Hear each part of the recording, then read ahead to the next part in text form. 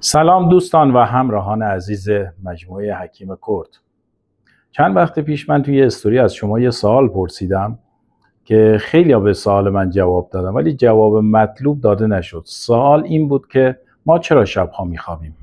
خیلی ها گفته بودن که ما شبها میخوابیم که اصطلاحاً خستگی روزانه از بدن ما بیرون بره، عضلات ما استراحت کنه، بدن ما استراحت کنه.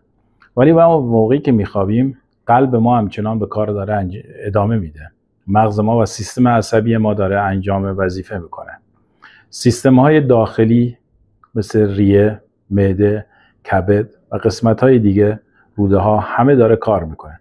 پس ما شبها نمیخوابیم که در اصل استراحت کنیم و بدن ما ریکاوری بشه برای روز بعد. بدن ما، وجود ما از دو قسمت تشکیل شده. همین بدن فیزیکی که از روزی که به دنیا میایم به ما امانت داده میشه و روزی که از دنیا میریم از ما گرفته میشه. و روح، ما شبها وقتی میخوابیم قرار روح ما به آرامش برسه و استراحت کنه.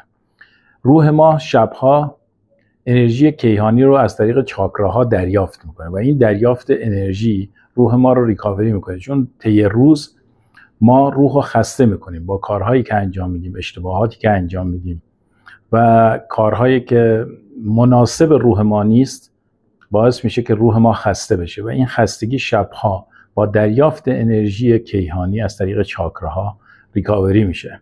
عزیزان، همه ما به این نکته احتیاج داریم که حواس ما به روح باشه.